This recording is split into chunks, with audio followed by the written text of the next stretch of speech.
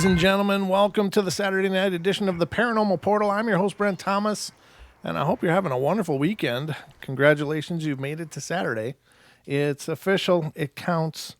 We are now into Saturday. You've made it. I've made it. Don's made it, because Don's here with me, ladies and gentlemen. Let me introduce my good friend and co-host, Mr. Don Longbeard. That's him over there. That's my cue. Sorry, I missed my cue. Can we try that again? No. No, Hi, this everyone. is live, How Don. are you? There's no Saturday. do-overs. Welcome to Saturday night. Yeah, this is like Saturday Night Live. quite literally. Sometimes, unfortunately, it's almost comedy. Sometimes we try for it, and other times it just happens. Sometimes it just, mysteriously appears. But welcome, everybody. Good to see you all. We Don and I just kind of had a marathon night. We just got done guest hosting Bigfoot Odyssey before we just came here, so we are going back-to-back entertainment right here on the airwaves tonight. We're taking over the world one show at a time. One show at a time. We almost had all of that show, but no. We had an interview with Lee McNew, a great guy, and of course Daniela, who's awesome. So we had a lot of fun doing it, and then we got done, and we just got ready for our own show, and here we are. So this is about as good as it's going to get all night. Welcome to the world of lower your expectations. Wow. If you come into the show not expecting much, you might be pleasantly surprised. Pleasantly surprised. Yeah, certainly surprised. Take me to your leader, says Five Hazel. Well, I guess that's me. I don't know. This is it. Actually, we lock him out every night because he thinks he gets to jump on everything. Yeah, that would be my cat Anubis. Of course, he thinks he runs the place, and generally he does, which is perfectly cat of him. But, it's a different world, ladies and gentlemen. But hello to everybody. Hope everything's going wonderful. And thank you so much for being here with us. Of course, on the Paranormal Portal, the phone lines are always open, 720-923-0500. And you, too, can become part of the show. You can. 720-923-0500. And, if you've got something paranormal you want to share, well, we've got some listening we want to do. I don't even know if that made sense. Slightly. Oh, hey, by the way, let me make a big announcement. Okay. There's only going to be 4 people excited about this, but your items are on the way. They are in the mail. Woo! So that's to Bob in Germany, Isaac, Mogyan, and Sharon Harper she was the Saturday night winner. Excellent. Whenever we did that other one. Saturday night. That would be correct. Nice. Yep. So they are in the mail. They're coming to you. And we would love to get pictures. If you would, please give some pictures of that stuff and send it back to us, because it just helps to show the portal love spreading all over the place. And if anybody wants some portal stuff of their own, then look into the chat on YouTube. Julia has, of course, posted a couple links. She has. She's awesome. She is. She's always on. She's on the ball. That's for sure. Good to see you all, ladies and gentlemen. Let's see who's in the TFR world. There's just a handful in there, but it's great to see you all. Lucky's in there. How you doing, Lucky? How you doing, Lucky? Lucky is in the house. And Free Energy 13 is here. How you doing, Free Energy? The Wookiee is here. It's TFR Wookiee. Yep. Don Longbeard's in here. Hey! Don, you're all over the place. Don Quixote's in here. Good to see you, Don. And Bam is in here. Welcome, everybody. Great to see you. It's always wonderful. So I don't know. How's the crowd in YouTube? Is it growing? I got a pretty good list right here. Well, then let her rip. Well, anytime you start your name with a number, you're always at the top of the list. So guess who's there? Five Hazel. Five Hazel's here. Yeah. Beth's here. Hi, Beth. Big Rob. 300,080. 300,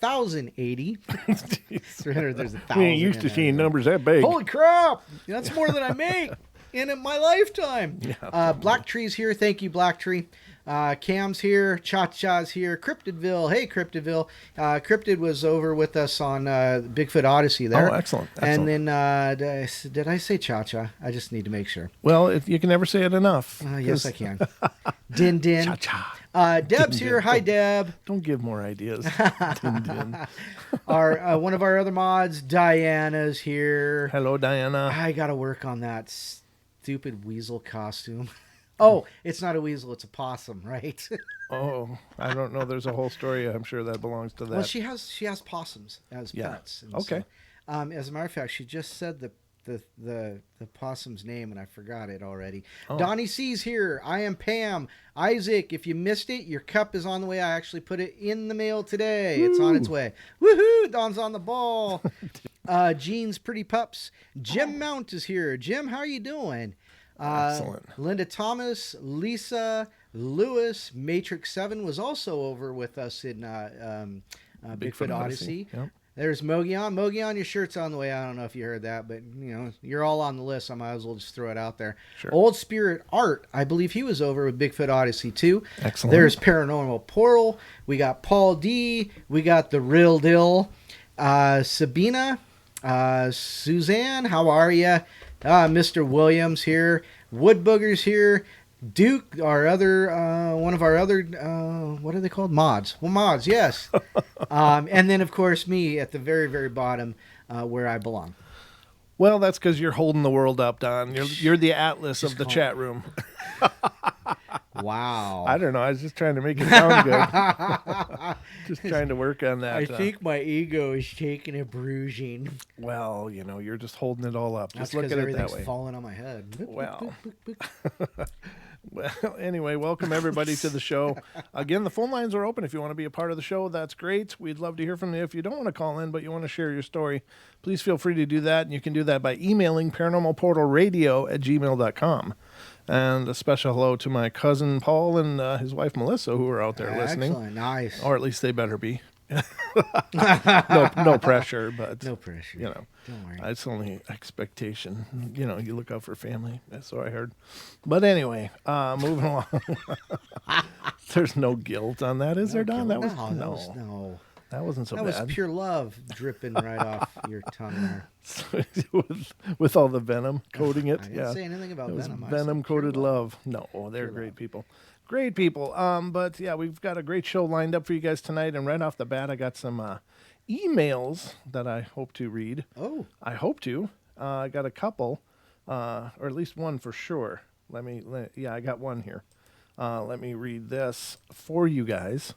Oh, no, can I? No, wait. No, this really wasn't stories. It was just some links that were sent to me of information. So you know what? I guess I don't have email to read for the show, but I'm going to look at these links and maybe they're wonderful. Maybe they'll work. Maybe they'll work for tonight's show, but I'll look at that during a break and see if it'll fit our planning here.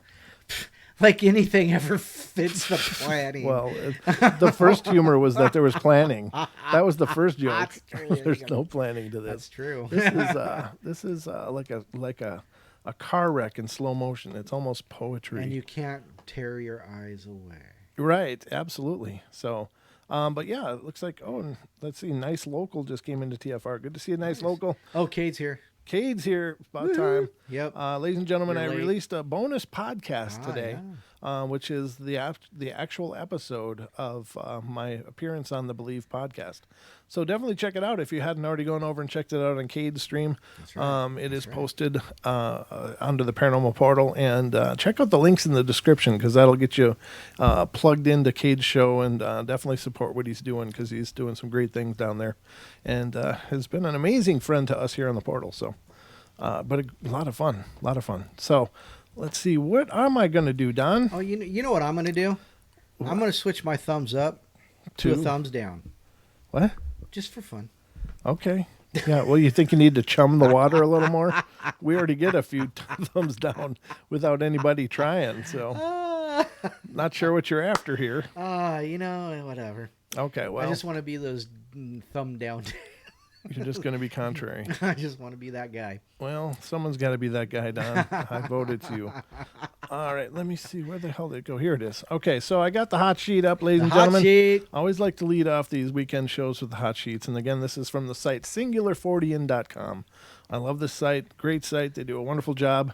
A lot of fun to listen to and to check out what they're covering lately. And this is this sounds interesting. And I don't know if it's necessarily paranormal, but it sounds pretty interesting. So I'm going to read it to you. And this is what they're talking about. Here is the TTSA announces agreement with U.S. Army to advance material and technology innovations. Oh, that's Tom DeLonge's thing, isn't it? I'm thinking so. It might be paranormal. It might not be. No, it's the TTSA. Yep. Oh, the something to the Stars Academy. Yeah. Mm-hmm. Or is that what it is? To the Stars Academy. To the Stars, yeah. Yeah. Okay. So it is the Tom DeLonge material. But apparently they're going to work with the Army, which means I'm sure they'll be forthcoming with anything they find. And they can also sing about it as they go along. What? Oh, yeah, because it's, Tom DeLonge, of course. All right, so let me just read what it says here about this. And again, if you're not familiar with what's going on in the situation, Tom DeLonge, who is former Blink-182 guy, has now become a UFO expert in his own estimation. I don't know if it's, I don't know if he is or not, but I really don't know the guy, so I don't mean to cast aspersions. But he allegedly has come into possession of several exotic materials which are believed to be from different UFO crash sites or whatever. So he is apparently having them tested, or has been working on getting them tested, and it sounds like now he's entering into an agreement with the U.S. Army to advance material and technology. Yeah, because we can trust them, right? Well, of course, I mean, they'll for sure let us know what it is, and they'll probably make our cars from it next, after about 13 generations of tanks and other stuff. But let's see what this is saying. It says, San Diego, October 17th of 2019, to the Stars Academy of Arts and Science, TTSA announces today a cooperative research and development agreement, which is apparently a CRADA, a CRADA, with the U.S. Army Combat Capabilities Development Command to advance TTSA's material and technological innovations in order to develop enhanced capabilities for Army ground vehicles. Oh, so he's farming this out to become military stuff. I think that's not good, right?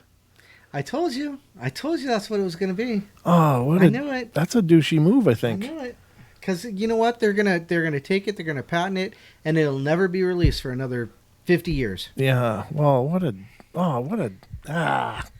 All right. So TTSA's technology solutions, which leverage developments in material science, space-time metric engineering, quantum physics, beamed energy propulsion, and active camouflage, have the potential to enhance survivability and effectiveness of multiple Army systems. TTSA will share its discoveries with Ground Vehicle Systems Center, GVSC, and Ground Vehicle Survivability and Protection, GVSP. Well, this is an acronym hell so far, this whole article. It's an alphabet soup. Wow. Quit choking on the D. Oh, my God, Don. Don't make me suspend your microphone privileges tonight. You were doing so good.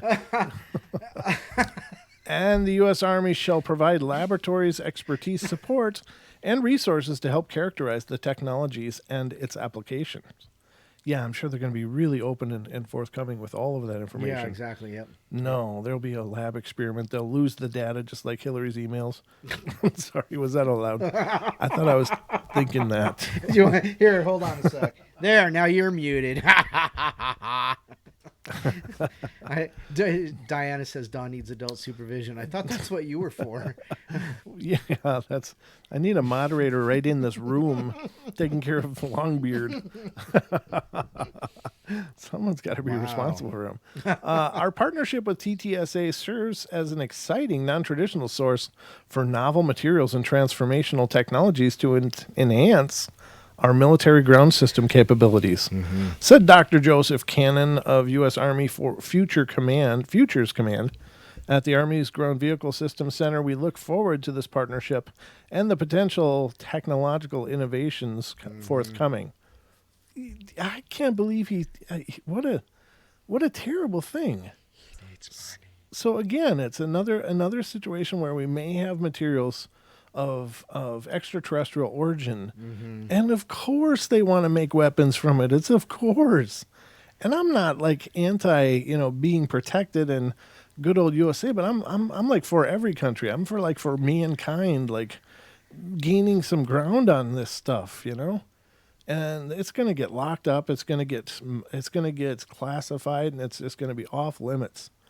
Oh man, that's frustrating as hell. I'm sorry, I'm editorializing a bunch. Steve, message from the editor. Yeah, Steve Justice, TTSA's whatever COO, Chief Operational Officer, and Aerospace Division Director, added that this cooperative research agreement brings additional critical important expertise that is necessary to advance the state of the art in both our near and long-term technology areas of study.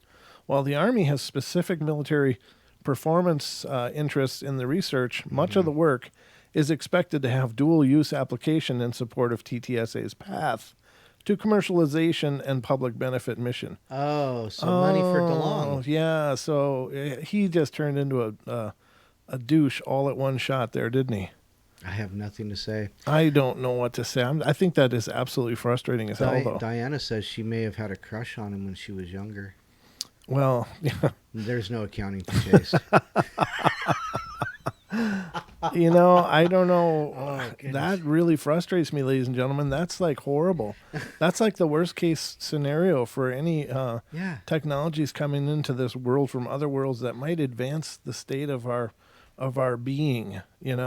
It's just going to get governmentalized, and it's going to get classified, and it's going to get locked away, and there'll be more TR-3Bs flying around, and it'll also. I mean, there's got to be. I can't imagine. I mean, you could make cars maybe crash proof. That you can, if these materials are quite as strong. Crush proof. Right. Well, that's what I'm saying. Yeah. Like if they're as strong as most people believe they are, if they're as lightweight as they are, I mean, you could have the protection of a bulldozer while you're driving a smart car, That'd be a killdozer. Yeah, but I mean, you know what I mean? It wouldn't just crush. It just wouldn't get smashed or, it's just really frustrating. Bam says that proves that TTSA is BS, and look at all the CIA in that, and forget disclosure with the military involved. Well, exactly. There's going to be no disclosure. 100%. Yeah, good point. 100%. And well, there you go. I don't know. I don't know what to tell you guys, but that's about the most disappointing, the most disappointing development that could have come out of Tom DeLong.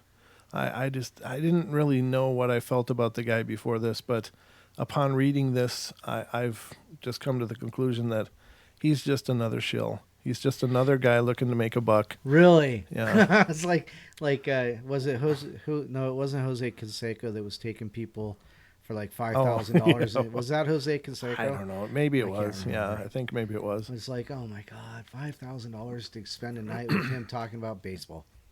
Not that I mind talking about baseball. And UFOs. Well. Because he was guaranteeing some kind of... Yeah, right. Yeah. Well, his nephew's up up there with a flashlight. There's a ground craft, ladies and gentlemen. Or somebody's out there with a what the hell are they? A pigeon thrower, and out there just pull. Yeah, it's got glow sticks on it. Yeah, it's got glow sticks glued on it. Hey, there goes one. There goes an orb. Oh, jeez. Yeah, that'd be about right. Well, they probably do it on a hayride too.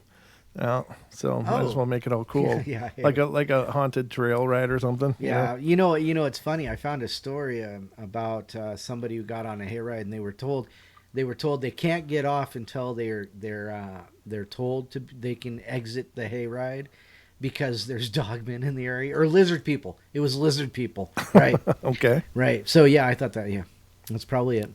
That could be it. But yeah, that's really disappointing, brother. I mean, that really frustrates the hell out of me. Yeah, I understand. I mean, you try to hope that somebody's going to be just altruistic about it. And you hope, but... Dinah says, I didn't say I had great taste. I mean, back in the day. Right. Well, who would have known? I mean, I liked their music back then too, but clearly I can see why they broke up. Oh, she says she was into D-bags. Oh. Yeah, gotcha. Yeah, unfortunate but true. That happens. That's why us nice guys usually stay single. Is that so? No. But anyhow. Well. It certainly doesn't help. That's true. So here we got one, a different one. It's a red-eyed creature reported near Richmond, Illinois. Ooh. So red-eyed creatures. In Illinois. Illinois. That's right. And this is a report from Lon Strickler of Phantoms and Monsters. You know, he's been popping up in the hot sheets lately. He is. He's an active guy, though. He's really active in the community. And Phantoms and Monsters is really a great site. I like that site, but the articles are much longer and harder to decipher for me to use in a quick format like this, but I love his site. It said he recently received the following email, which describes a strange encounter had by a woman and her son the night of October 5th near Richmond, Illinois. Friday, October 5th, 2019, around 10 p.m., my 17-year-old son and I were coming home through Richmond, Illinois. He wanted McDonald's, so we took the back roads home.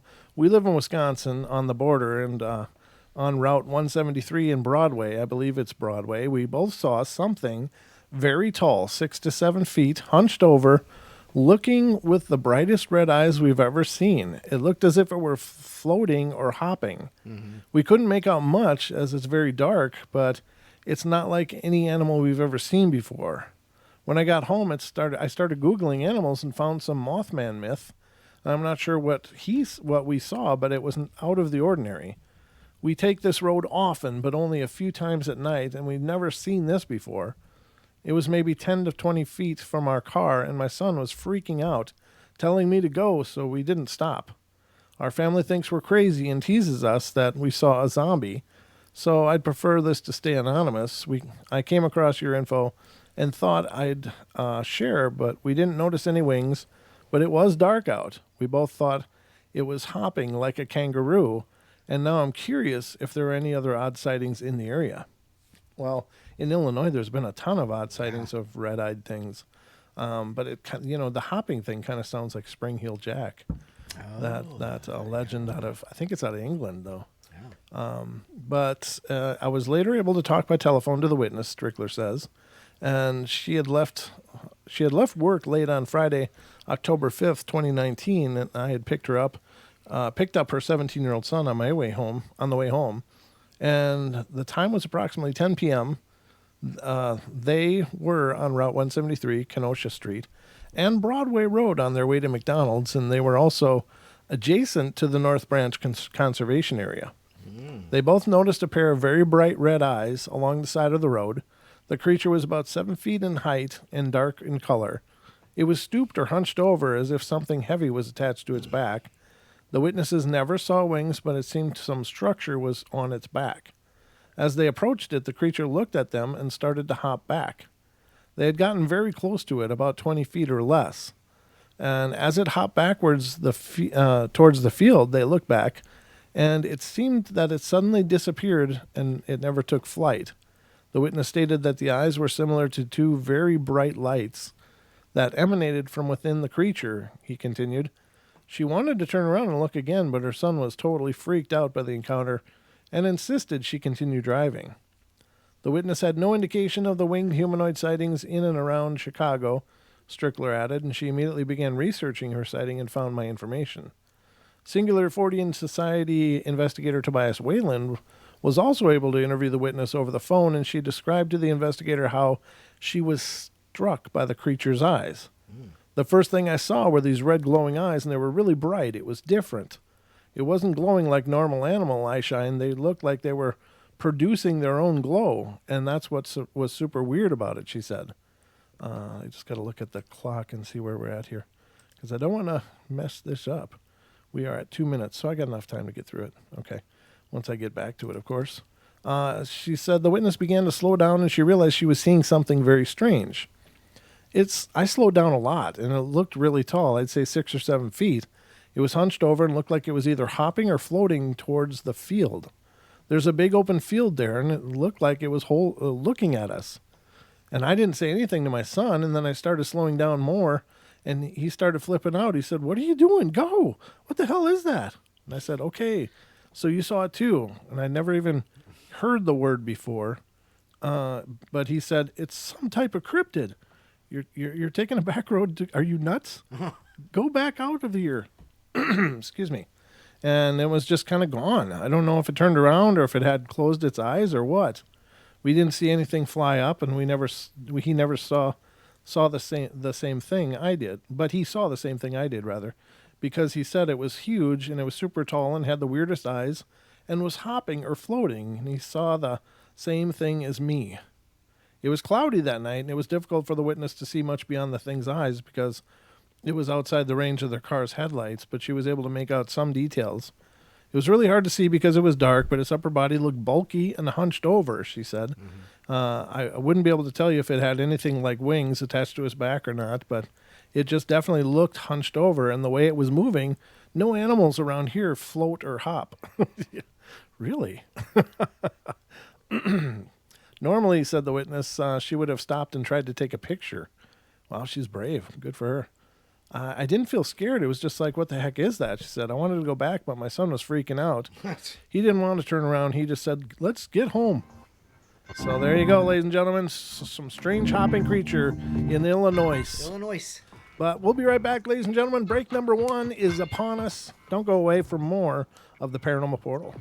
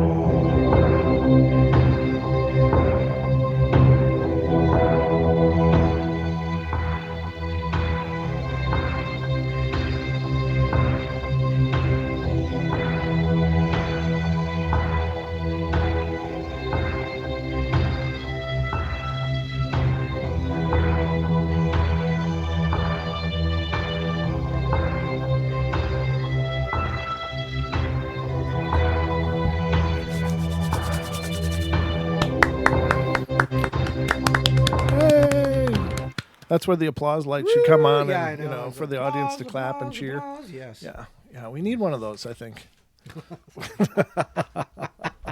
Maybe, I'm just saying. We need to prompt these people. Yeah, well, we don't need to No, usually. maybe we don't need one that says applause. We just need one that says hit the like. Hit the like. Yeah, hit the like, guys. Hit the like. We got a great crowd, though, tonight. Thank you all for coming in. Yes. On YouTube, it's quite a few people in there, and some are chatting, some are just listening, but thank you either way for being here and being a part of the show. We love lurkers. We are okay with lurking. I mean, some people enjoy the quality of the entertainment. Some people come for the quality of the entertainment and socializing. The interaction. And, we are here for both of you all. Thank you. Don't clap while driving. Yes, that's true. Yeah, good point. Thanks, William. Ever the feet on the ground kind of guy. You're welcome, Daniela. Perfectly welcome. We really had a nice time. Thank you for having us. Good. And thank you to both of you and Carrie for letting us help drive the ship. That was always fun. It's always fun to go on somebody else's show, because then if you screw it up, it's their show. It's their show. Our folks don't normally see it. We got a lot of actually shared audience, which is nice. We do. We do have a lot of people from both sites, but it's a lot of fun to just do somebody else's deal instead of just always our own, and it's an honor. I figure it's an honor. Somebody's trusting you with their show. They must have some kind of confidence in you, however misplaced that may be. But no, it's a great fun time. We love it, and we're just having a good time wherever we are welcomed in. So we are back at it, ladies and gentlemen. Again, the phone lines are open. Huh? Why do people? Okay, so we were talking about this earlier. We have a hard time figuring out why all these people listen to us, because we're just a couple schmucks. And then people trust us with their shows. I know. Don't they know we're a couple schmucks? They haven't figured it out, Don. Quiet. Don't let them know. Quiet, Don, before they figure it out. Dang it, Morty. Stop talking about your waltz. Yeah, well, it's just an honor that people do. So we really appreciate it. So thank you so much. But yeah, so if you have a show out there that you'd like guest hosts, just let us know. Yeah, we'll fill in for you. Yeah. We can make a career out of this. Professional guest host. That's what it is. Professional guest host. Yeah, we can professionally guest host another show. Only $150 per 1 hour show. Well, yeah, we'll put a price tag on it. I don't know if we're that good yet, Don. But I mean likes. Likes, yes. Definitely likes. If they have the audience for it, that's cool. But if you're in the audience and on YouTube and you're liking what you're hearing, or at least mildly entertained, then hit the like button. We'd appreciate it, because it does help a bunch. It really does. It helps a bunch when people are participating with the likeage. That is true. It helps the YouTube algorithms pick up our show and offer it to other people. That's like we were watching that Lee McNew. He's like, I never thought I'd be standing here talking about algorithms, but it really works. Hit that like button. Hit that like. Yeah, that was Lee. Yeah. Yep. Did Lee come in, by the way? Yeah, Lee's here. Yeah. Okay, good. It's good to see you, Lee, and it was great meeting you tonight on the Bigfoot Odyssey show. That was a lot of fun. It's just a great time. Lee, of course, we've known him for a long time. He's been a great friend of the show, but it was nice to actually get to meet him tonight on the camera. Yes. So, Now I know what he looks like. Internet chat video. Yeah, I got these damn fruit flies. It's better than them damn warts, Morty. Yeah, I've got the warts. But no, the fruit flies are just, I've got bananas. You're just so sweet. Jesus. You are just in rare form tonight. So we got a bunch of paranormal goodness headed your way. We just made it through the absolute Tom DeLonge betrayal, yes. Which I think is important for all of us to know. I wonder how Linda Moulton Hall is feeling about that, because she gave him one of those pieces. And I bet you she's really proud of the fact that he's going to farm it out to to military contractors and stuff. That's awesome. That's just so frustrating. Yes. Anyway, I'm not gonna continue dwelling on that, but anyway, I got more stuff for you guys as we move closer to Halloween, of course. By the way, as we move closer to Halloween, everybody should have some kind of paranormal story.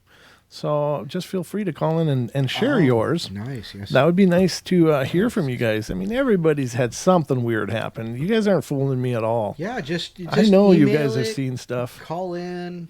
Yeah, you can call in, and you can call in by calling 720-923-0500. Yep. I know you guys have seen something. You're just not sharing yet, so it's time to step up and, contribute.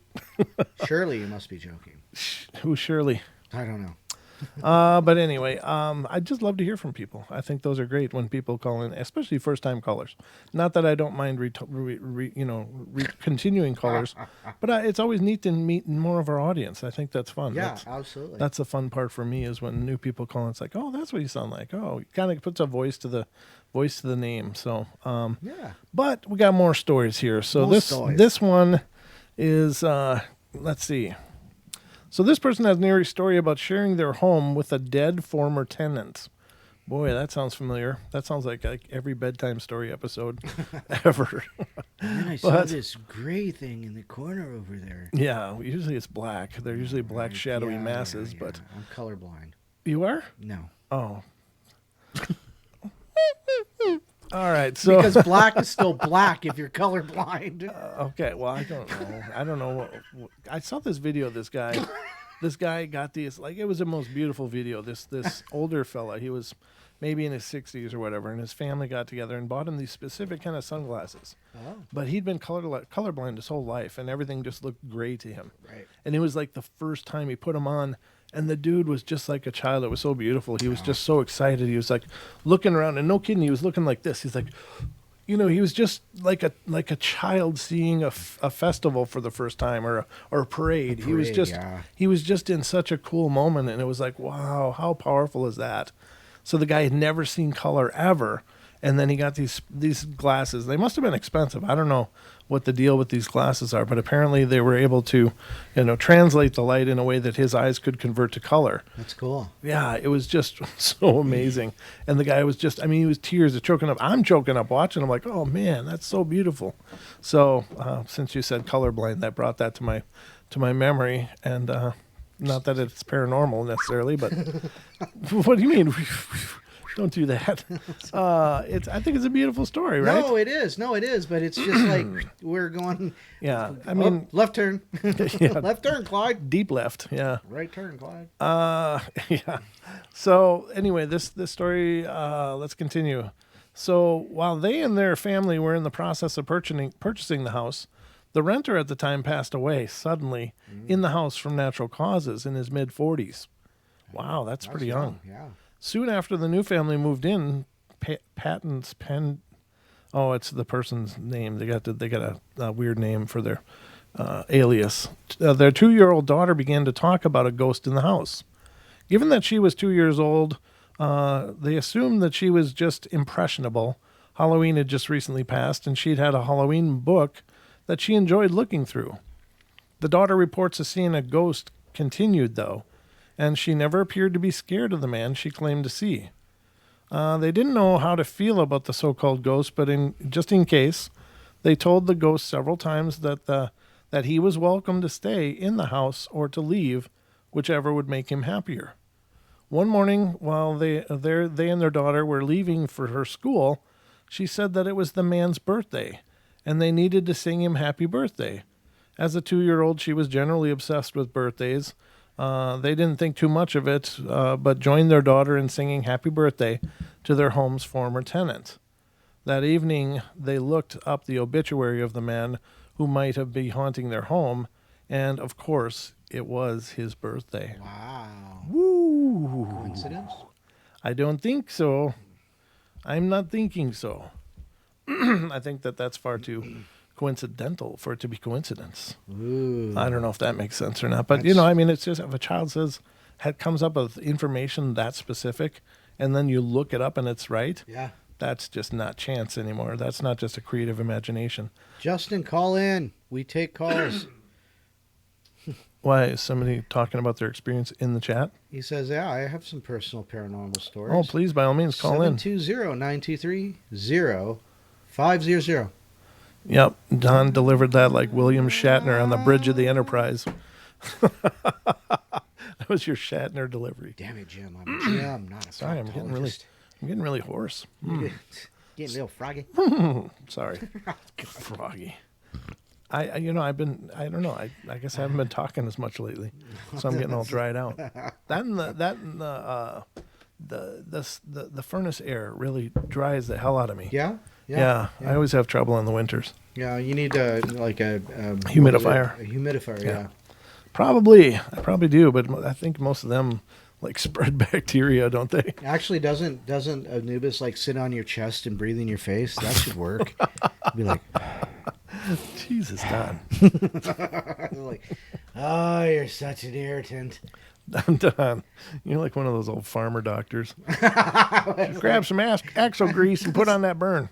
That's like Crocodile Dundee. Here's how you do it. He takes it, puts it in the boiling water. Yeah, the cocaine. Yeah, that was funny. Now breathe deep for about 3 minutes. Oh, so that was a cool story. I think that's pretty powerful. So here's another one. Hold on. Okay. Here's another one. It says, this person was the occasional babysitter of a 2-year-old boy, and they'd been warned that the boy would sometimes seem to hold conversations with his grandfather, who had passed away before the boy was born.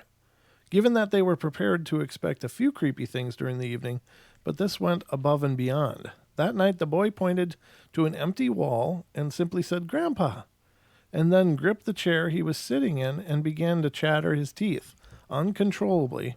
Understandably freaked out, the person decided to put the boy to bed, but on the way to his upstairs bedroom, they realized that the front door was for some reason unlocked. Well, they locked it, jiggled the door to confirm that it was locked, and then went upstairs to tuck the boy in.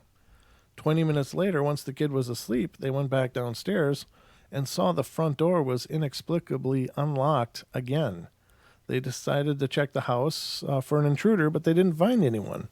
And they spent the rest of the night waiting on the edge of terror for the parents to arrive home. Needless to say, they thought twice before agreeing to sit for that family again. Well, I mean, if it's a grandpa, what's the problem there? Oh, yeah, that's just coming for a visit, Yeah, exactly. Okay. Nothing too hardcore there. I mean, you got to assume the grandpa's probably Here, kid, pull my finger. Oh, this is free, ladies and gentlemen. You didn't pay a buck. You didn't pay a dime for all this quality entertainment. Where can you get this much for free anymore? I mean, really. Robin says he's wind burnt from the Arctic blast. He pulled the finger. Yeah. Oh, God. Okay, anyhow. Oh, we're circling it. So this one is this person has an unsettling tale, albeit one with a happy ending. Oh, nice. The family was in the car together when they hit a patch of ice, and this person was ejected through the window of the car and out onto the road. They tried to stand, but were brought to the ground by shattering pain in their shoulder. They don't remember if they passed out or fell asleep, but they have a vivid memory of a force with strong hands lifting them to their feet and pushing them towards the car and their family. At the time, they assumed it was their father, but after the dust settled, they learned that their father wasn't able to search for them. So what or who lifted them to their feet and brought them to their loved ones so their family would know they were all still alive? Wow, that's really cool. That sounds elemental. Like an elemental? Yeah, an elemental. Okay. So like, I was thinking more angel, but dusting around and yeah, sure.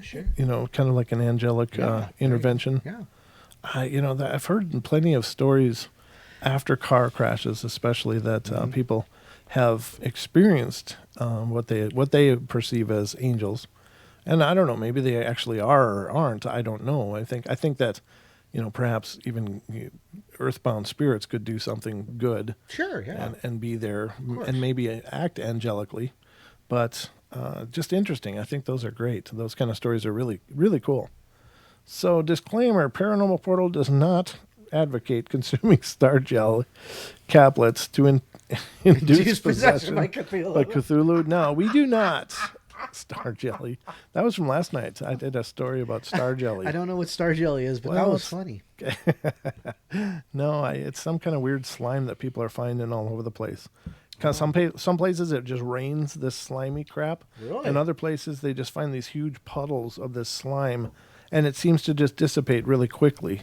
Wow. Like some kind of weird experiment, kind of like that hand gel. You know that hand gel, the sanitizer? Yeah, the bad stuff for you. Well, why is it bad, by the way? Because it's so chock full of alcohol, it strips all the oils off your skin. Oh. And you want to talk about needing a humidifier?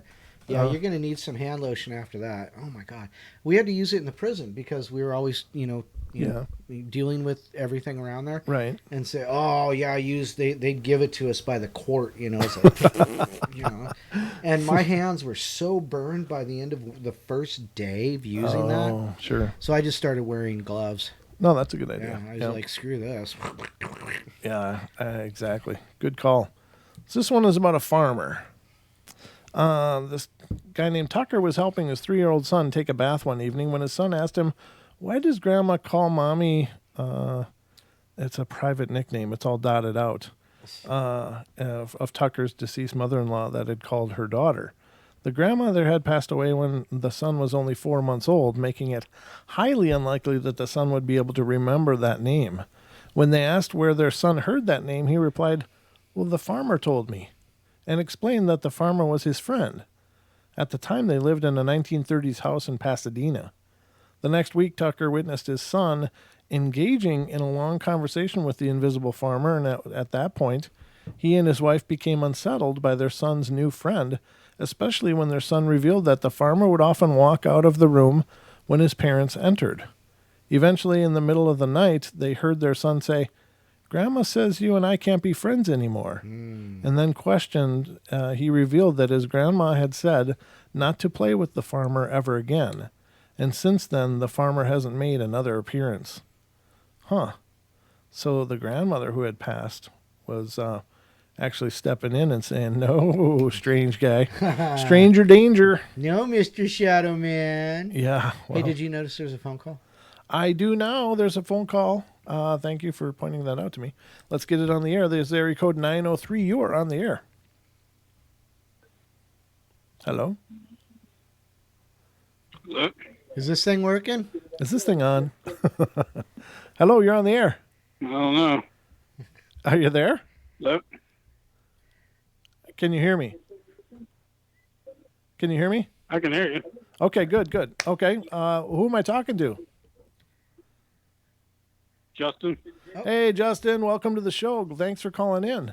So what you got going on? You said you've had some experiences. Yeah, I have a history of paranormal experiences. Okay. Where did it all start? Well, first of all, I think I grew up in a haunted house because I would fall asleep and I would hear this, these voices. Everything would be dark and everything in the house would be shut off, but I would hear these voices going to sleep. And I would think it was my dad at my dad's television in the adjacent room. Okay. Is your So I would wake up. Is your computer on? So I'd get up out of bed and I would go into my dad's room, and there would be nothing. There'd be no television on or nothing. It'll be just dark silence in his room as well. Okay. Wow. And So what do you think they were? I think he might be hearing us from. I don't know. Computer. I mean, like, okay. It only happened during my early teens, so maybe it had something to do with going through puberty or something. I don't know. Sure.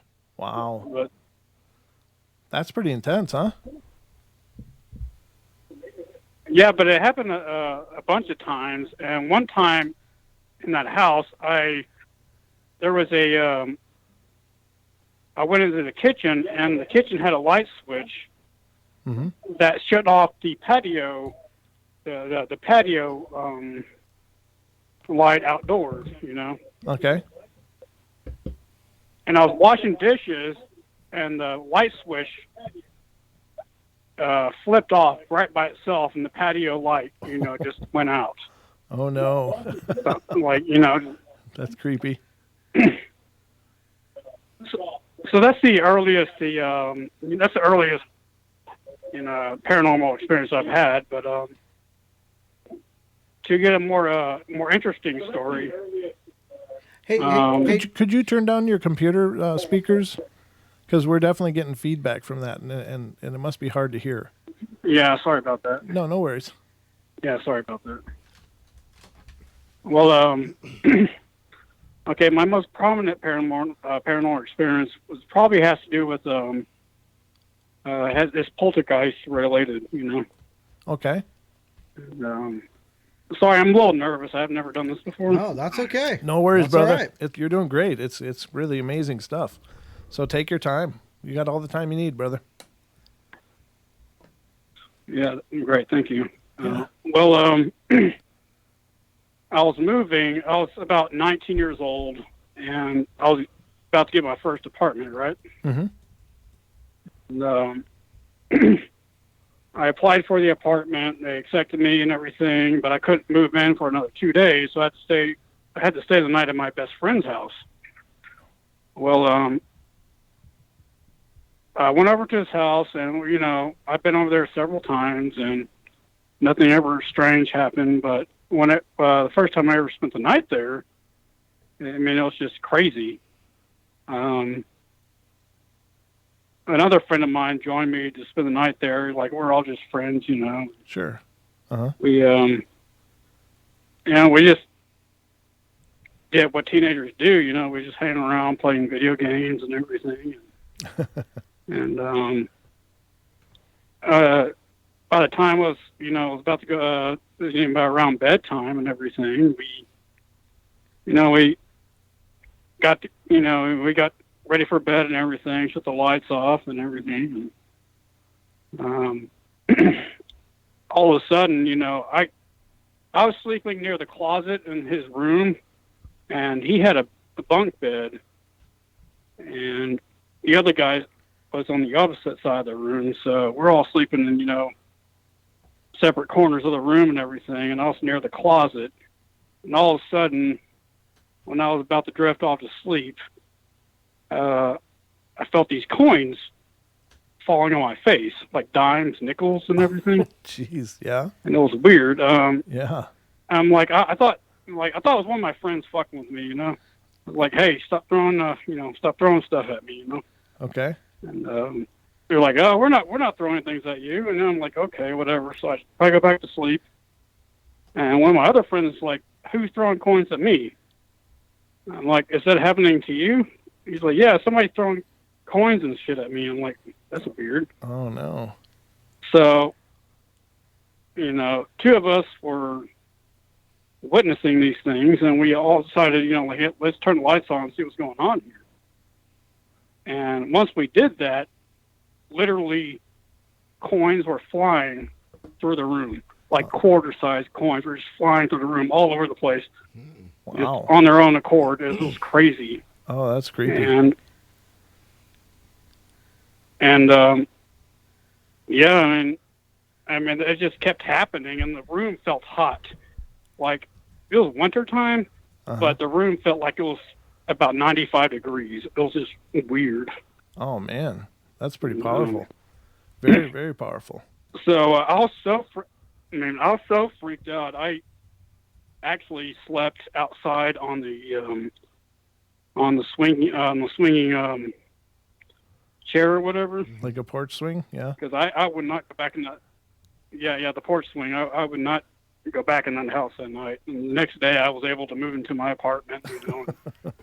Everything is all well there. So. Wow. But it was crazy. Did that friend always have activity, or was this kind of a new thing for them too?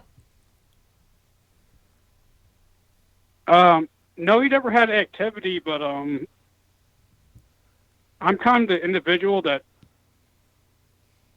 delves in sort of esoteric things, Sure. Okay. Like astral projection and everything. I practice astral projection,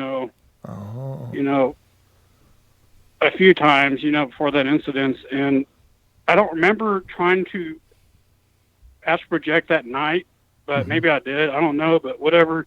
Maybe that was a trigger for it. I don't know, but Yeah, I never tried again. Well, I don't blame you. There are those people that believe that astral projecting can draw things to you, or you can be vulnerable in that state to a lot of spiritual problems. I don't know if that's true or not. I just don't know enough about it, but I've heard those claims for sure. That's really intense. So this money was just... Yeah, I don't know if... Go ahead. I mean, I don't know. I mean, maybe astral projection is like sending a flare in the... It's like sending a flare in the air, like, hey, here I am in this ethereal world. Come fuck with me, I don't know. Yeah. But try not to use the... I used to be heavily into it. And, yeah. Oh, we're going to head to a break, Justin, but thank you so much for calling in, brother. It's really great hearing from you. I appreciate you calling in. Yeah, I have more stories if you're interested. Okay, then wait on hold. I'll be right back after the break, brother. All right, man. Okay, we'll be right back, ladies and gentlemen. Don't go away.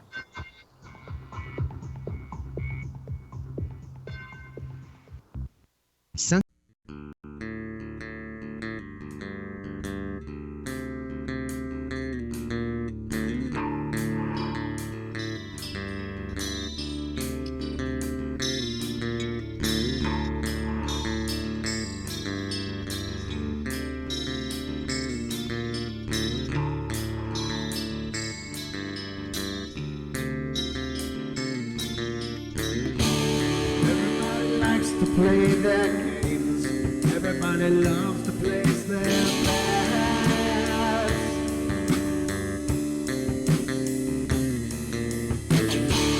They don't understand the price I paid. They don't care to comprehend.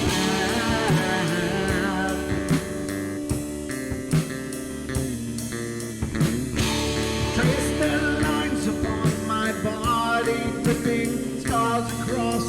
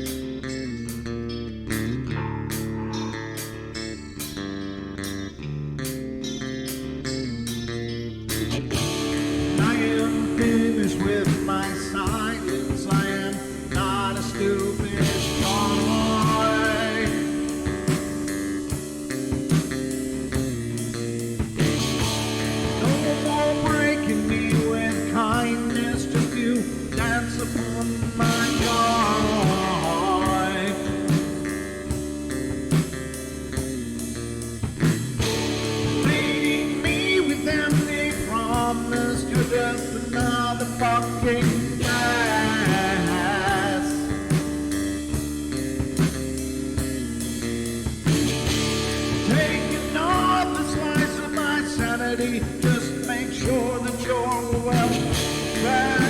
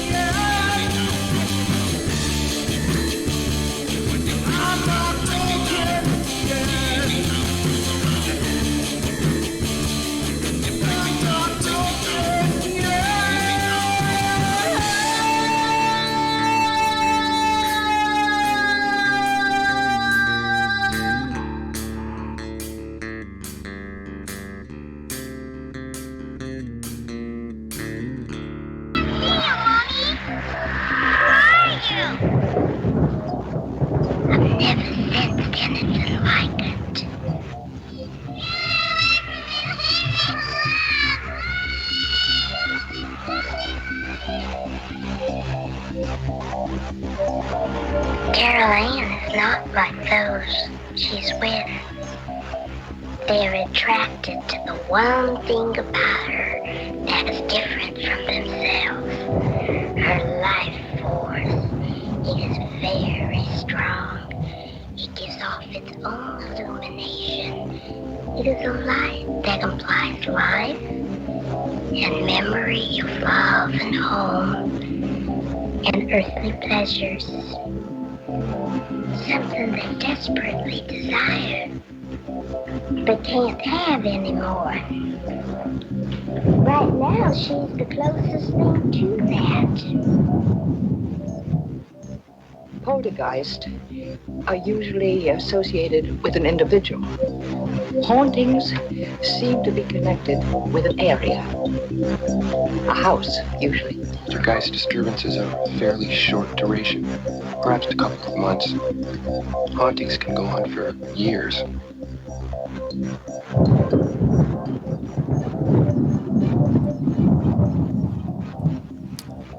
Ladies and gentlemen, welcome back to hour number 2 of the Paranormal Portal here tonight on this fine Saturday evening. What's funny? I just, you put me on, Dawn Vision. Yeah. And what do? You catch me talking to myself. Yeah, you were doing the intro part. Some of it, yeah, but then I just ended up, talking to myself. I'm like, why do I do look like this a Muppet stuff? over there. Thanks. Looked like a Muppet. Thanks. Yeah. All right, ladies and gentlemen, right now we are joined on the phone by Justin, who is here to tell us about some of his paranormal activities. Justin, I appreciate that you're excited and stuff, but try to not use Effenheimers. Don't float the Effenheimers, if you would, please. We try to keep it family friendly. Okay. But no worries. So, yeah, please tell us some more, man. You're doing great. Yeah, sorry for the F-bombs and everything. Right. No, it's okay. We've all heard them before. It's just that I try to keep the show as family friendly as we can because we do have little ones out there that listen as well. Okay, one other testimony I wanted to share was I was living in my third apartment. I was about, 21 years old. It was an old apartment complex, right? And I would always hear these strange noises in the kitchens, like, I'd be sitting at my computer and I would hear like something like kicking a box in the kitchen or something. It just pops in the kitchen. And I didn't pay any mind to it or anything. I was living in this apartment complex for about, 2 weeks or whatever, and working in a bookstore and had to get up early and everything. And one morning actually, I woke up and I was paralyzed. Oh. And I guess you could call it sleep paralysis or whatever. Yeah, that's what it sounds like. But I opened my eyes during sleep paralysis and I saw these 3 children. I thought they were breaking into my house. I thought they were, I thought 3 kids were breaking into my house, causing mischief or whatever, because it was kind of a sketchy neighborhood or whatever. And sure. And I opened up my eyes and I saw them. And once I noticed them, I tried to get up to confront them, and I couldn't move. Oh. And once I struggled to, get up and move and, confront them, they disappeared. And I woke up and everything. But later on, I realized in my memory there was a shadow being, because I had this set of chairs and desks next to the main door, to the front door. Okay. And this shadow being was just chilling in this chair. And this chair had, kind of like long armrests, mm-hmm. to where you can like relax your arm, across and everything. It looks like it was just chilling, and had his arm across. And wow. And that was really weird. And later to find out that property used to be a orphanage. Oh man. Like, yeah, it used to be an orphanage for, the children in that area. Uh-huh. And it used to be and there still is a church to this day that's dedicated to the orphanage. Okay. That does some charity, but it's not orphanage to this day, but it does some charity. But the property I was on was an actual facility at one time, or it was an orphanage. Wow. And so that kind of, connected the dots for me, Right. Absolutely. That's intense. So, yeah, I mean, all of those experiences are really profound. Very profound. But, I always was curious about the shadow being, because it was very distinctly separate from the other. It was very dark, extremely dark. Did it have? It wasn't menacing. It didn't have a menacing feeling, but it's just chilling there, on the chair. Right. Like it was, having a good time or something. I don't know.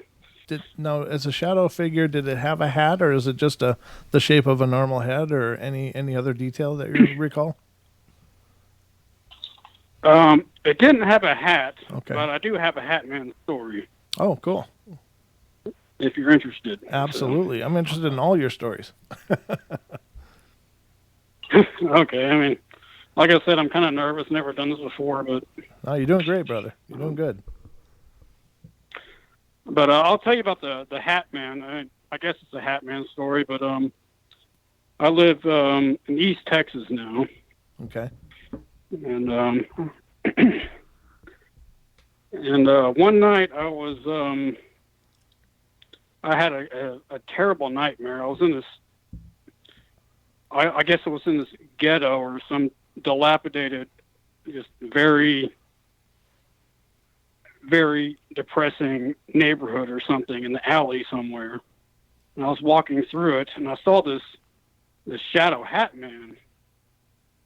And I don't know what the sequence of events were or anything, but I just saw this Hat Man and I felt this sudden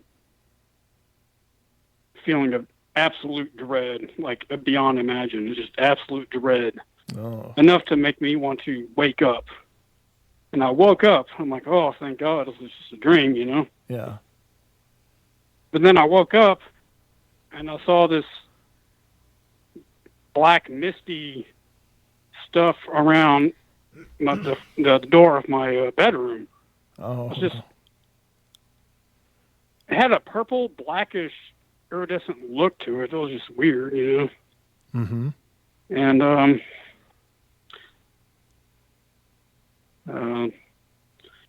from then on, I didn't really sleep that night, and ever since then, I never saw it. That's creepy, though. It's in the same place that you're talking about? Yeah, it is creepy. The orphanage place, same place? No, this is a different place. Okay. This is actually in a different town. Okay. About 150 or so miles away, but Sure. But I do have sleep paralysis here and there. Most of the time, I don't see anything or feel anything. I just feel paralyzed until I get out of it, Right. Okay. But, no, it seems interesting that everywhere you go, you have these experiences. So you're one of those people that I would probably wager that you're sensitive to some degree. Like you got some degree of either that you have some psychic ability or you've got some latent psychic ability. But it just seems with all of the continued events surrounding different places, different scenarios, and you're still having experiences, I would bet that you're probably more tuned into all this than you think. Yeah, I think I am. Mm-hmm. And I think a lot of that has to do with how I mentioned earlier that I used to practice astral projection a lot. Sure, absolutely. Going out about it, Yep. And but as of late, things been very peaceful. I haven't had any complaints either. The last few years, everything's been quite normal. So.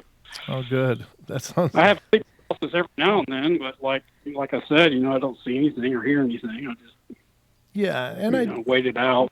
I do believe that can be a very real scientific or medical condition. I don't think that always means paranormal, but I don't think it's always scientific either. If you see apparitions or experience apparitions at the same time, then I'd say it's probably spiritual. But if you're not noticing that, then I'd say that it's just one of those weird disconnects that seems to happen to some people. And you're right. If you just wait it out, you should be fine. Yeah. Most of the time when I have sleep paralysis, it feels, very natural. I mean, like, the brain wakes up, before it's supposed to or whatever. And, right. In that sleep paralysis, stage. And so, I mean, but I also think that spirits, nefarious spirits will take advantage of that state, yes, to drain you of energy or whatever. They know that, how to manipulate the state of your being. Yeah, absolutely. And we just got a comment in the chat from a chatter called Scowling Wolf, and he said sleep paralysis is a prelude to OBE, or out-of-body experience. So, yeah, that's... and I have heard that before. It is. Yeah. Go ahead, sorry. No, I was just going to say, I have heard people make that connection before. I don't know much about it myself, but I just think that it's worth mentioning, and that was a great observation. But go ahead now. What were you going to say? Sleep paralysis is essential in order to have an out-of-body experience or astral projection, because you have to paralyze your body in order to your spirit, whatever, to leave. Right. And also, you can induce, what I've heard, you can induce lucid dreaming through sleep paralysis. You can go through sleep paralysis and just stay, in a calm state, and then all of a sudden you're set in the dream realm, or right. I don't know. I don't have a whole lot of. I'm not adept or sure with all that, but I just from what I've read. Yeah, absolutely, and I think I commend you with that. Doing some search, research and searching for this kind of stuff, because I think it can be really powerful tools if you can figure out how it applies to you and what ways you can apply it to yourself. Right. I think that all of those those practices and the esoteric ideas are very, very powerful. And I think a lot of people. One time. Go ahead. One time I had sleep paralysis, and most of the time I don't see anything, like I said before. Mm-hmm. One time I saw these spiders, these weird. They're very large and very. I don't know. There's just their limbs are disproportionate or something, but there's these spiders crawling up my closet door. Oh. I was just sitting there staring at them, and I couldn't move. Yeah, then I woke up. And, that's horrible. Do you feel like you're in a web at that point? Like, the ironic thing is, every time I have sleep paralysis, I'm not afraid. Oh, most cases, you hear, people are afraid and they get choked and sure, all this. But I've never been afraid. I've just been observant. Right. Oh, well, that's good. Then. And sometimes I get freaked out. After the matter, I get freaked out. But during the matter, I don't.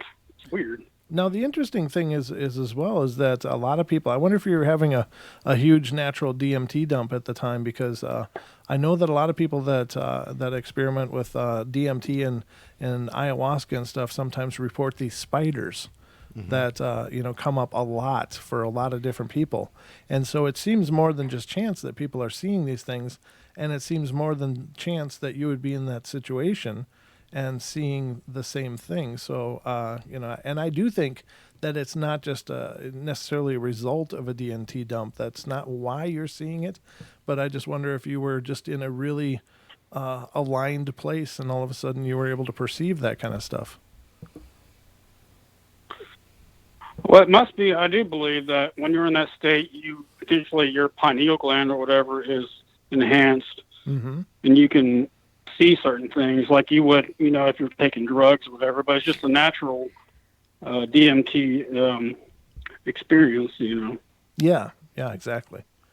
No, very, very powerful stuff, brother. I think you've got a lot of information going for sure, and I think that your experiences are pretty incredibly profound. It seems like you're on quite a journey, and we're just getting the snapshots of it. But I have a feeling this is all really tied together. Like this is all a part of a journey that you're doing, and getting to know yourself or experiencing all that you are. I don't know. It just was really profound. Yeah, I don't know if it's a journey or not. I mean, like, it hasn't happened to me in about 3 years. Everything's been just pretty normal. Sure. Maybe because I intentionally don't meddle in anything anymore. You know what I mean? Right. Sure. Yeah.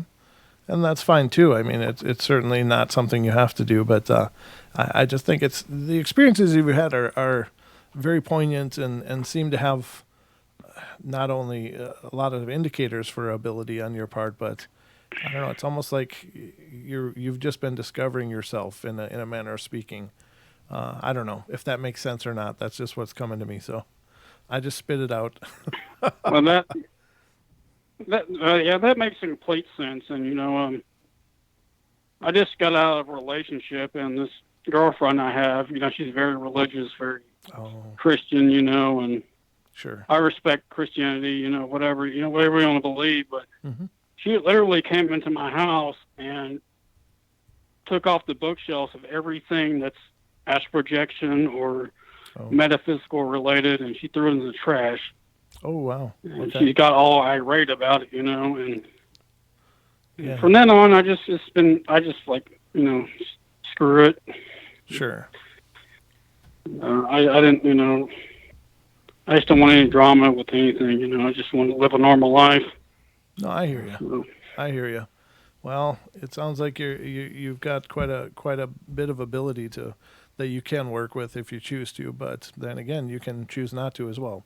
And there's no right answer, I don't think. You can just do what you want to do.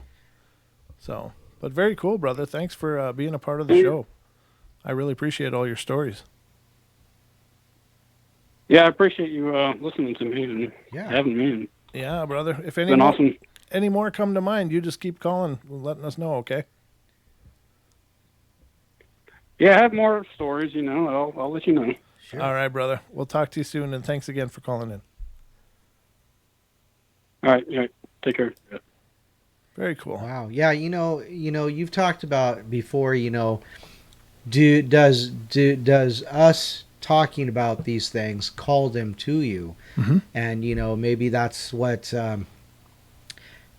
what he was doing, is that he was particularly susceptible to them because of maybe some latent ability that you mentioned, Yep. So that's I would find that a very viable idea. So, right. Yeah, absolutely. Yeah, I agree. We did have another caller briefly, but they disconnected right away. So if somebody out there called and changed their mind, you can call in now. We're happy to talk to you. Don't be afraid. Don't be intimidated. You want to call. Don and I are just a couple of schmucks. I mean, really. We are just a couple of small-town schmucks that have microphones, and we fill them with a lot of noise. We look like we have a lot of expensive stuff. It's an illusion. It's a set. Yeah. Most of it's dollar store stuff or gifts or things. Yeah. It's just a perception. It's good. I mean, I'm glad you guys feel that way. And we're glad you're here with us, sharing your time and your stories. Here's the caller that hung up on us. They called back, so let's get to them. And this is area code 435. You're on the air with us. Hello? Hi. How are you? Hi there. Can you hear me? I can hear you great. Thank you. Can you hear me? Okay, good. Yeah, I can hear you. Okay, wonderful. Who are we talking to? So my name's Mary Ann. Hi, Mary Ann. Welcome to the show. Hi there. I'm also known as Matrix. So right. Matrix 7, yeah. Okay, welcome. Yeah, I'm super nervous because my story is not a Bigfoot encounter. It sounds almost identical to an alien encounter. Awesome. And with a huge twist. Okay. So just the previous caller was talking about a little bit of what I went through. That's what kind of pushed me to talk to you guys. Oh, cool. So long story short, I'm in my 30s when this happened. So I was 35, and I have to kind of give you a little background. So I got saved in a bar, and people are going to say, what? You got saved in a bar? Yeah, I literally accepted Jesus into my life in a bar, of all places. Sure. Well, when I did that, I'm a new Christian, or what they call a baby Christian, and I'm starting to read the Bible, and I'm starting to learn all this stuff. And a month after I got saved, I was house sitting for my parents. Okay. And this is only a month after I got saved. So I'm laying in bed, and all of a sudden, I am jolted out of bed. Now, I can't tell you what jolted me. It woke me to the point where my eyes were open. I was awake. And the next thing I see is this fog cloud coming toward me. Now, this was at night, but we had an outside light in front of our house. Mm-hmm. So through the curtains, that was the only light I had, and the light from my clock. And I want to say it was like, I don't know, 1 o'clock, something like that. Okay. So I am opening my eyes, and I can tell I can't lift my neck up. So I see this hovering above me, and it's coming closer and closer, and I'm like terrified. I am freaking out, and then I realize I can't scream. Oh. Not only can I not scream, I can't move my head, I can't move my body. I'm completely paralyzed. Oh, no. And I am terrified. Yeah. So this cloud thing comes closer. Now it is right above me. Oh. Right above me. And at this point, it starts coming down on top of me, and I now can't breathe. I'm literally, and I can't breathe. Mm-hmm. So in my mind, I'm thinking to myself, well, Jesus, you told me I wouldn't have any fear. You told me I would not be afraid. Mm-hmm. Why am I terrified? Mm-hmm. So this is going through my head. Mind you, I can't speak. I can't move my mouth. Nothing. So in my mind, I'm just talking to Jesus, because I'm thinking, why would he be doing this to me? I had no idea it was the enemy. Mm-hmm. So in my mind, I just kept going, okay, so at this point, this thing is pushing down on my chest. So the only thing I knew what to do in my head is go, Jesus, Jesus, Jesus, Jesus. Mm-hmm. And as I did that, this thing comes up slowly off of me. Mm. Now it's just above me. And now my lips are loosening up. So now I can verbally say, Jesus, Jesus, Jesus. And when I did that, that thing got completely off of me, up toward the ceiling, and it backed out of the wall. Wow. I was terrified. Even with it gone, I was terrified. Right. But the one thing I knew without a shadow of a doubt, even being a baby Christian only a month into it, was that the name of Jesus made this thing get up and off of me and out. Mm-hmm. So the power of the name of Jesus was, thank the Lord, because I can't even tell you, as I'm talking, I'm kind of shaking. Mm-hmm. I was terrified. I have never experienced horror like that in my life. Wow. Right? Yeah. That's amazing. Get this. I know, crazy, right? So 3 weeks later, I'm still house sitting for my folks. Same bedroom, same bed. I'm laying on my side. And this time, it's like this little demon that is, I'm on my side, and he's right at my bedside. It's almost like a hooded figure, white face, black eyes. Mm. And I'm waking up, and I'm thinking, what the heck is that?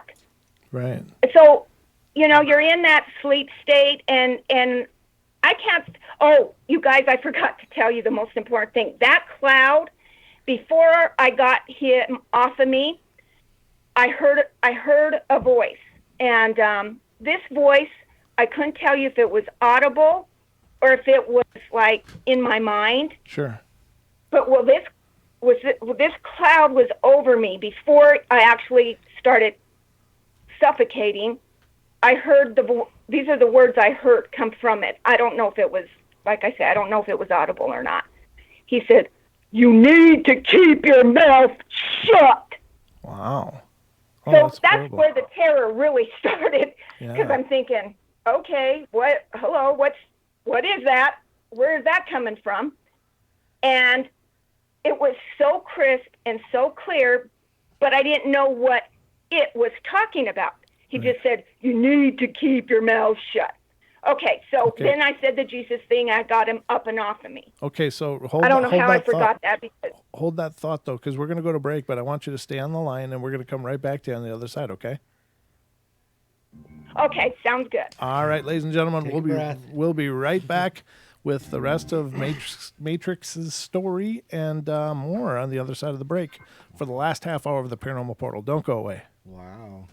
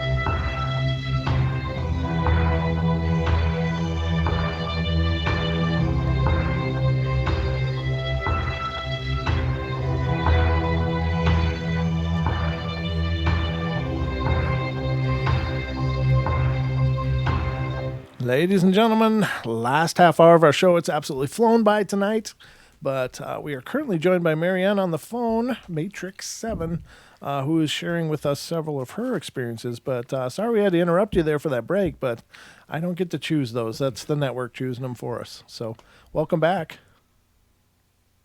Thank you. No worries. Okay. All right. So you had just gotten this thing backed out of your room after it said, keep your mouth shut. And you were able to expel it using the name of Jesus. And what now? So a month later, I was laying on my side, same bedroom, same everything, still house sitting for my folks. And this hooded figure, small. This time it was just a small hooded figure with black eyes and kind of a pale face. And I opened my eyes. I don't know what caused me to wake up. But as I wake up, I'm like, what is that? And then I'm coming out of my grogginess, and I can clearly see it looked like some little hooded black demon thing. I couldn't even tell you what, because I've never seen one before, you know. Sure. And so here in my mind, this time I know for a fact it wasn't audible. I hear, you need to keep your mouth shut. Well, this time, okay, it's a month later, right? And I did some homework, and this time I know that I can get rid of this thing by the name of Jesus. So I popped myself up, and I says, I command you to leave in the name of Jesus. And that thing disappeared before my eyes, completely gone, right before my eyes. Excellent. So I know now that was when I was 35. I'm in my 50s now. I'm in my early 50s. Okay. I have never had a problem with any of that ever again.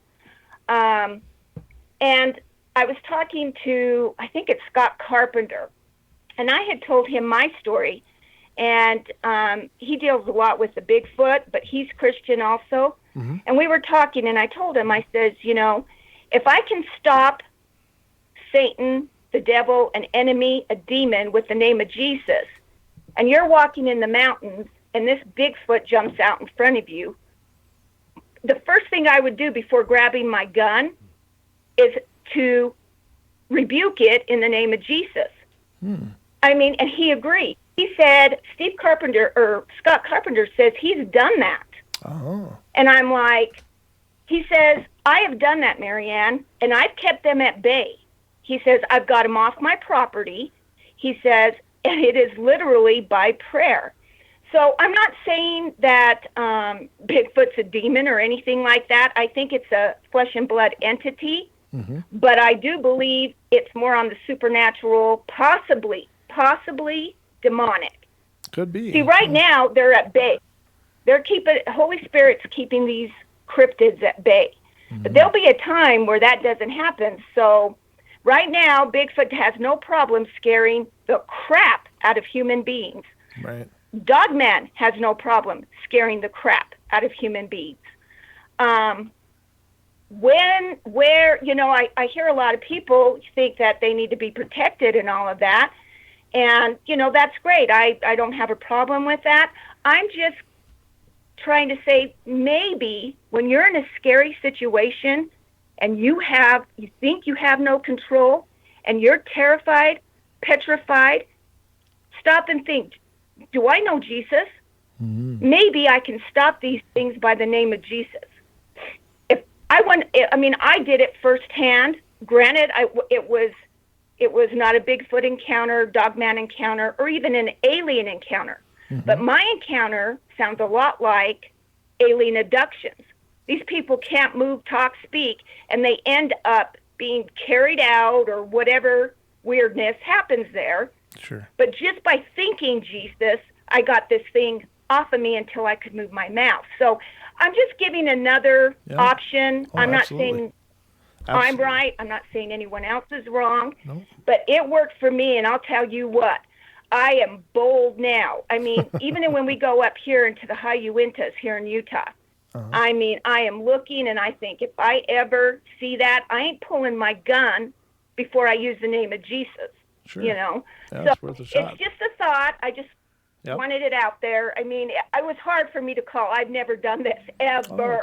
It's wonderful. It was hard for me to do it. It's wonderful, and we appreciate all the input. Certainly, faith is a powerful weapon against darkness. Whatever that faith is as long as it resonates with you, I believe wholeheartedly that it's very, very powerful. So I'm glad that was your experience, and I'm glad that that you're okay and you don't have the issues anymore. So congratulations. Yeah, thank the Lord, because it's been a good almost 20 years, and I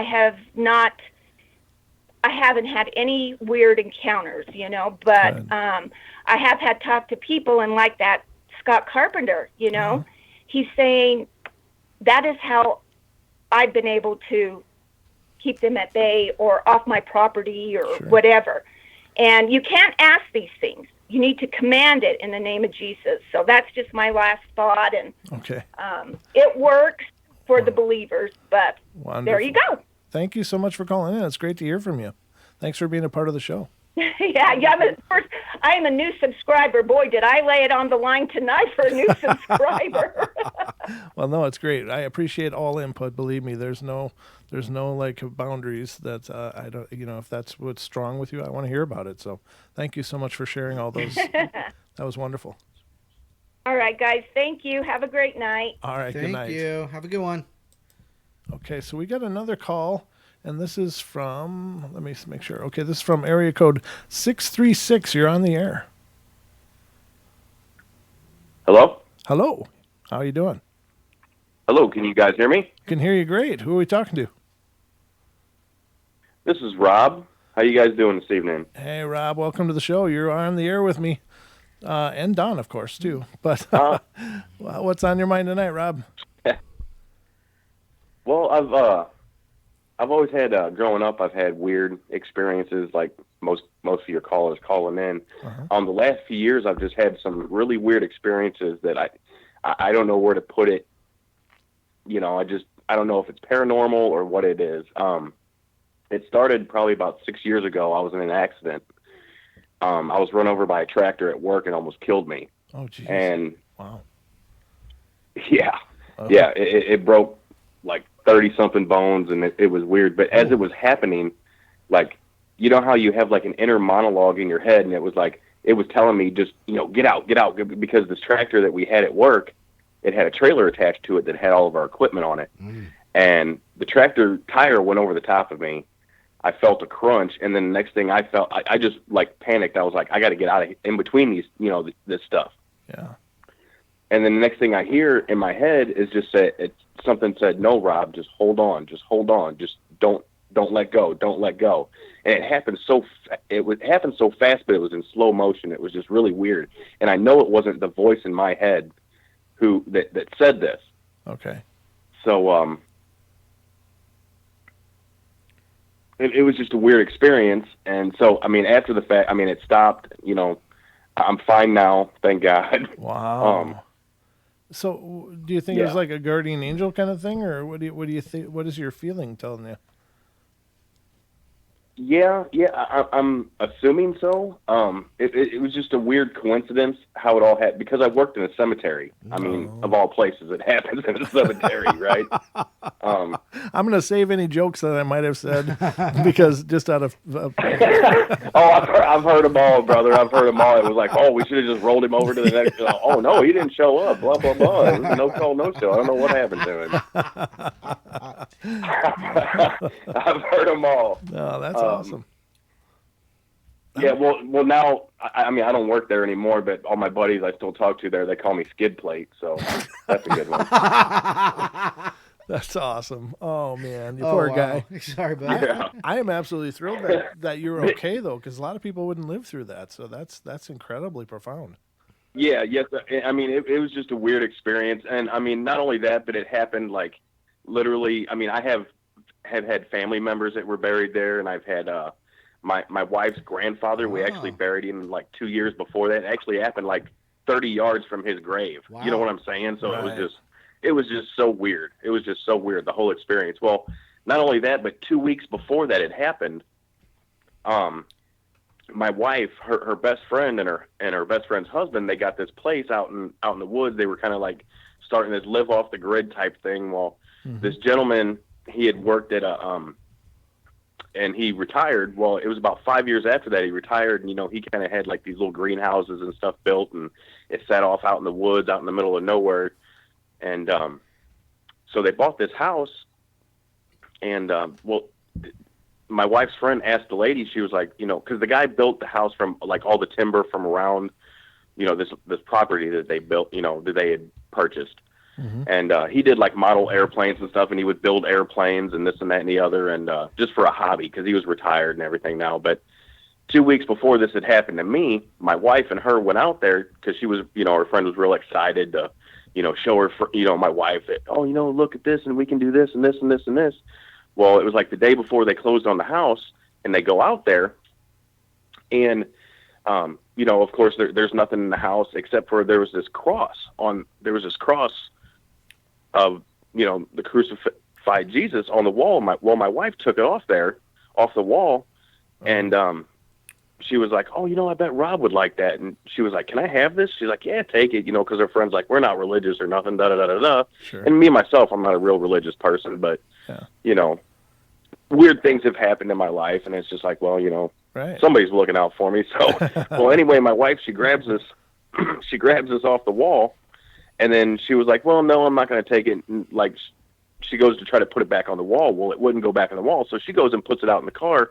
Well, they go back out to the property, and they're looking around, and my wife, she's highly allergic to wasps. So she gets stung while she's out there by a wasp, first of all. Oh, no.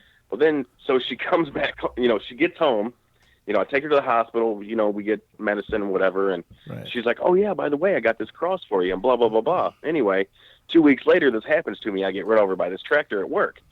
Well, her friend is telling me at the hospital, she's like, you're never going to believe this, long story short, you're never going to believe the gentleman who lived there was working on the farm and was climbing up the side of this cliff with his tractor, and the tractor, I guess, slipped. Some of the rocks slipped out from underneath his tire and jackknifed and rolled over top of him and killed him. Oh, wow. Wow. And I'm like, then I start putting two and two together, and I'm like, what are the odds? You know what I mean? Yeah. And it was just weird because I hung that cross above our door, our front door at the house we were living at the time. Mm-hmm. I hung it above the door, and I would just, going out, I would say, a little prayer during the day with, on my way to the cemetery.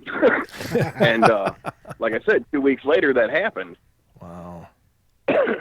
That's incredible. Yeah, but I mean, just hearing that voice, how you have the inner monologue in your head, and it wasn't my voice, and after the fact, because I was laid up for about 9 months, and I just kept thinking, I'm like, oh my God, who, I'm thinking, could have been my mom that was looking out for me, could have been right. The people that I'd helped at the cemetery looking out for me, right. Could have even been my wife's grandfather, it was like 30 yards away from where this happened at. Right.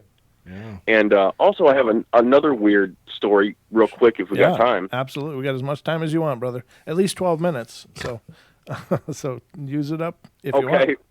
Okay. I'll make it quick. Well, when I was younger, I'm 38. Yeah, 38 now. When I was younger, like later in my teens, early 20s, mid 20s, I used to have this reoccurring dream. For about 6 or 7 years, I'd have this reoccurring dream that I would always get shot, right? Oh, geez. Okay. And I would wait, and the scenarios were always different.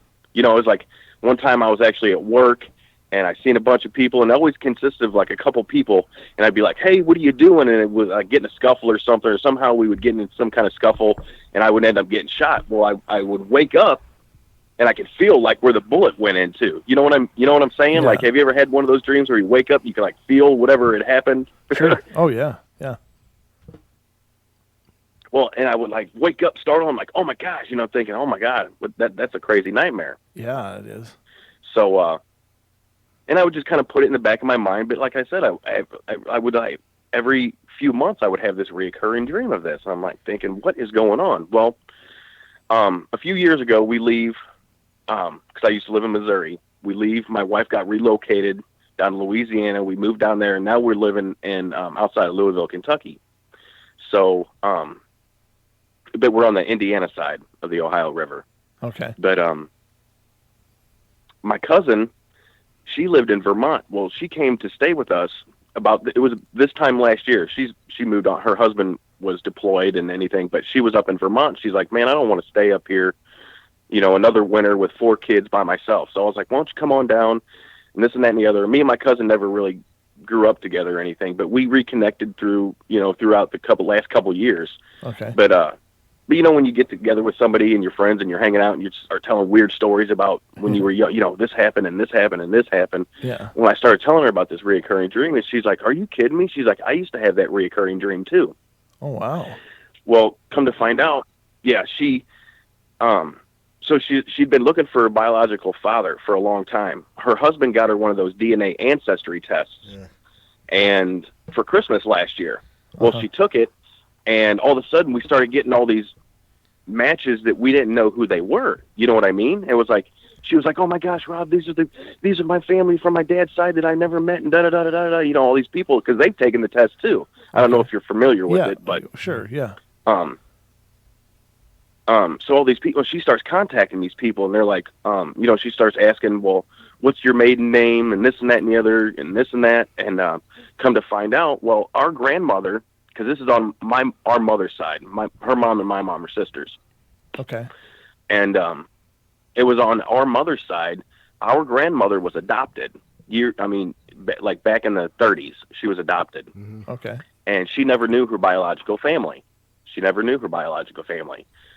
So come to find out, these people that my cousin found on the ancestry was our grandmother's biological family. Okay.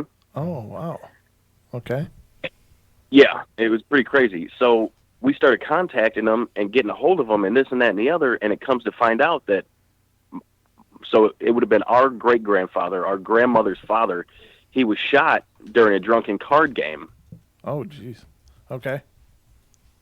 Yeah, so we kind of tied in that, that. Why would we always feel like we got shot, and then we would wake up and not, just wake up and be like, oh man, that's so weird. Well, it was just weird because when I was, like I said, putting 2 and 2 together, it was just weird. I was like, well, what are the odds of great grandpa getting shot during a drunken card game? Yeah. And then, we both having this experience, and then you come in here and we find in all these people, and they literally live like from where we moved. Yeah. From him, we moved to Indiana. We literally, where this happened was probably 20 minutes down the highway on the Kentucky side. Oh, geez. That's incredible. Yeah, and we actually went to, I know, it's crazy, and I don't know what you call it, like a supernatural or, fate or like guided.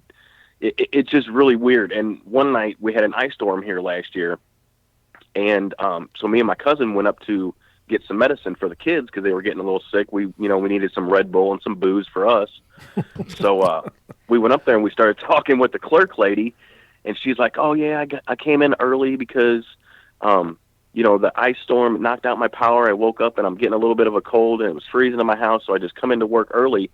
Well, come to find out, she was our second cousin who lives in the town across town from where we moved to, Wow. Just awesome. Really weird circumstances and odds. And it's just astronomical, the odds. And it's like, it just blows my mind. And that's just all within like the last 5 or 6 years. That's incredible. So that's really wild. The whole getting shot thing, it kind of reminds me of, you hear talk of things like genetic memory. And so it kind of makes me think, is there anything to that? Or is it more esoteric and spiritual in nature? And I don't know. That's just so amazing, though. It's that the macrocosm was actually such a microcosm, Yeah, and it's just really weird because come to find out, too, the lady that we had met at the Walgreens where we were getting the medicine and everything, her older brother, so she would be our second cousin, our grandmother's biological sister, her oldest son, was also shot and killed and shot in the head. Oh, geez. Wow. That's not a good thing. And we never knew these people. Right. No, it's not. So it's like, be careful. Yeah, I know. I try to. I used to have a temper when I was younger, so I try to keep that in check. So it's like, hey. Well, that's amazing, Rob. I really appreciate you sharing all that with us, and it's great to hear from you, brother. Thanks for calling in and being a part of the show. Well, thank you guys. You have a blessed evening, and if I can think of anything else, I got a few more, but I'll call in with it later. Maybe for the Halloween show. Ooh, there you go, that's a brother. great idea. We'd love That's that. a wonderful idea. Pile up those stories and help keep us company on the Portal-thon. That'd be awesome. Awesome, guys. Thank you guys so much. All right, brother. Have a good evening. You too. All right, Thank bud. you. Bye. All right. Wow. That's really cool. Like 30 plus bones? God, I couldn't even imagine that. I cry like a baby if I even get a break a nail. I'm like, oh my God, I'm gonna die. I broke a nail. It's bleeding. I couldn't imagine. I don't think I've never really broke a bone. I've like broke the tip of a bone. You know, I've maybe fractured them a little bit. But I broke my collarbone when I was little. And, I take that back. I broke my big toe on my brother's head one time. Told him if you didn't shut up, I was going to kick him in the head. Well, I guess you taught him something You're there. darn right. And I'm the one that ended up with the broke toe. Yeah, that'll learn you. So your broken bones? What? I just had broken my collarbone. Oh. I dove on a fumble and we were playing football in my family's yard. And I had this really competitive older brother, and I dove on the fumble, and I got it. I was so proud. I had the football and me in the ground, and he came down with the shoulder right on my shoulder and snapped my collarbone against the football. Oh, it was horrible. It was pretty bad. But, I mean, that was only one bone, and I know how much that hurt. Yeah, I can't imagine that many bones screaming for pain. That would be... Did you have to walk around like this? Yeah, I had that. I had the sling deal where you couldn't move it and stuff, and I it never was- wore it. yeah. That's why my collarbone's all screwed up. I got one poking out and one's normal. That's what happens when we don't listen to good I advice. know, but you know, well, that could be the title of my autobiography. I didn't listen this time either. Yeah, exactly. Oh, wow. That's the title of my memoirs, I think. But that's pretty incredible. He's like 30. He said 30 feet from her grandpa's. Yeah. Crazy. Yeah, all of that in his whole life was just kind of centered and kind of pulled into that same area. That's really bizarre, but cool, but in a cool way. Yeah, absolutely. Wow. We're down to 3 minutes, Don. Three minutes and 20 seconds. 3 minutes, 20 seconds. That's right, sir. TV time limit. What do you have to say to our lovely audience who's been sitting here with us? 71 people. Awesome. Wow. Awesome that you all came in to listen to the show. Again, 7 days a week, 7 p.m. Pacific Standard Time. There is a Paranormal Portal going on right here on YouTube. So if you want to come back. You know, I think it's Duke doing it. Duke is doing what? Well, because we had one thumbs down. Uh-huh. And then I changed my mind and decided to go with a thumb up. Okay. And then I just noticed that there was another thumbs down, and then I just noticed it went away. Oh. But now I notice there's another one, so. Well, you know, it's okay. I mean, if people really think it sucks, then go ahead and vote that way, but that's what it's for. What? He's under the door going like Oh. this. Stop it. Well. So, but no, excellent stories tonight. Wow. It was excellent participation, guys. Thank you so much, all of you who called in. Wow. I really love when you guys participate. It just makes the nights magical to me. So, and again, remember, the Portal-thon will be coming up Halloween night. That's right. It's going to be a long show. So if you've got something paranormal to share. be really short, so if you're like... Yeah, well, I mean, if you want to, it could be the whole episode is watching me snore. I'll be like gaping back like that, and sucking in furniture. Just watch Don fall off the chair. We're gonna see just how long a Portal-thon is. Wow. This is just a dry run, but it's Halloween, and we're the Paranormal Portal, so we got to do something amazing to celebrate that. But definitely tune in October 31st that evening. We will be here just tearing it up. I hope it'll be a great show.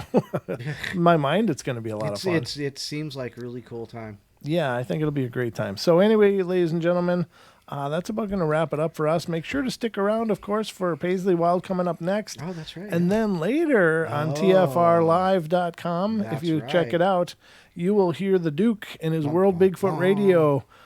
His second show on World Bigfoot Radio, which is on TFR Live now, which is also simulcast on TuneIn and TalkStream Live and iHeartRadio. So head over there on TFRlive.com. Check out Paisley Wild's show. She's a dear friend of ours, and she's doing some great things dealing with paganism and such. And then Duke has the World Bigfoot Radio show. So It is an epic night. Both Friday and Saturday nights on TFR are just absolutely amazing. So, and both of those shows will be brand new episodes. So definitely check it out and give Duke some support. Give him some love. He's got, he's been doing a lot of work and doing some. His first show was absolutely great. So, yeah, it was awesome. Yeah, so definitely check it out tonight. He will be in chat on tfrlive.com. So if you go over to tfrlive.com/chat, you can join Duke in the chat room there as his episode plays. So definitely get in there and support the man. He's undertaken this huge new venture, and it's been going brilliantly. So, and Paisley Wild, and Paisley actually simulcasts on YouTube as well. Yep. So you can either check her out on TFR Live or check her out on the Spaces Between YouTube channel. Yep. So we love you all. Be good, be kind, be nice, take care of each other, help each other out, find the magic in every day, and remember to laugh as much as you can. Love you guys. Goodbye. And we'll see you tomorrow night for some bedtime stories.